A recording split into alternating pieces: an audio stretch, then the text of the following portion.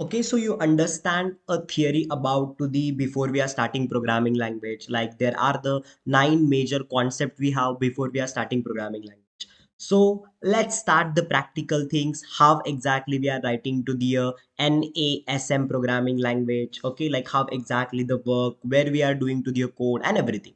Okay, so let me minimize these things. I'm going on the search engine and searching over here Google Chrome. Okay, you can use any browser, which one you want. So let me opening to the Google Chrome. Okay, now choose account which one you want and just over here write to the assembly programming compiler. Means what happened? We are writing everything in the Google Chrome, or we can say we are using to the one website who can able to compile, or we can say it is executing to our code. So let's start that. We are clicking on the assembly programming language. I can see there are a lot of the compilers are there, or we can say the websites are there who are compiling to the things, or we can that particular websites can able to execute your code. So let's choose that first one because it's my favorite, the one compiler. Let me choose this one and see over here. You can see to the surface. The one thing, whatever you got over here, this is the predefined things. One thing I want to explain over here, please select everything and remove the thing. Okay, we don't want to be take whatever they gave. So see over here, you are writing to the code. Okay, make sure that before you are starting programming language, it should be the extension .asm. Okay, it's very important. And right now, after letter here in the left hand side, you are going to be write the code, and your right hand side you can see to the output. Right now, see over here you are writing to the thing, and over here you can see to the output.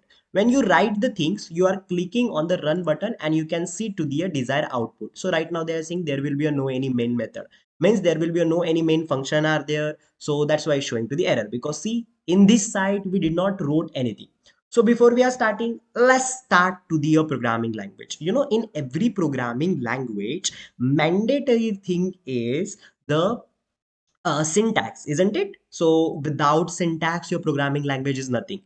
Syntax means what? It's a grammar about your programming language. So let's do that. So basically, whenever we start to the syntax, main three sections are there. Okay, let me write to the section like section space dot data. Okay, so let me zoom it.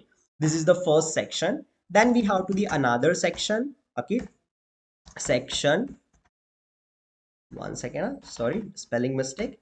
Section space dot your BSS section. Okay, and another one we have to the section dot, another one is the text section. Okay, so these sections are important whenever you are writing to the code.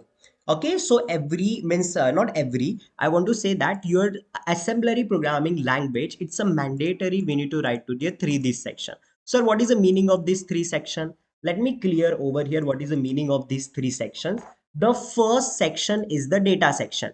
Data sections, why we are using it, is declaring to the variable inside of that, like whatever the data you have. Like if you are declaring to the variable, or if you're declaring to the variable means what, it's a container where we are storing to the data, means all relevant to the data which one we are storing, we are writing into the data section, isn't it? Data sections is helping us to print out to the things, isn't it? Miss, think about that. In down over here we are writing to the instructions. That instruction, whenever we are printing, or we can say if you want to be a show to the output, that output should be the save somewhere, isn't it? So it is saving inside of your data section. Basically we creating to the one variable, and after in that variable a temporary we are storing to the data. Okay, so that data, after later that data we are calling into the text section, that things are happening.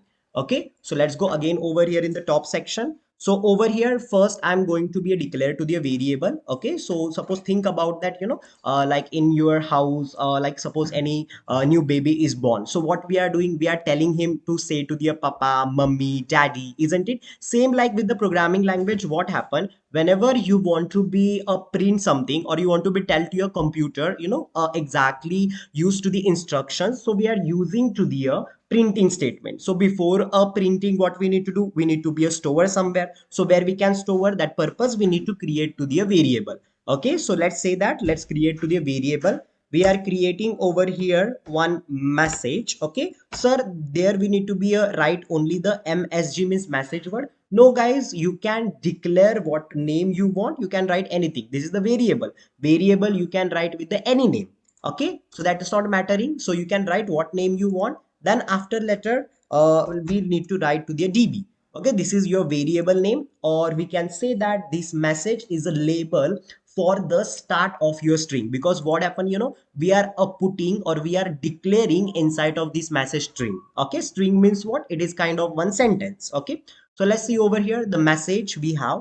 Message is the variable. db is denoted that you are defining to the byte. Okay, byte means what? See, after letter this one, you will be writing something. Suppose I want to write over here Professor Rohit Kadam. Okay, Professor Rohit Kadam. Are you getting? Means what happened over here? This is a one thing I have. I can say the one letter or one sentence we have. This sentence we are going to store inside of your this message. Okay, and this a string having to the capacity that is we call as a byte. Okay, byte are defining using byte to the db. Okay, and where this particular sentence we store this sentence inside of your message.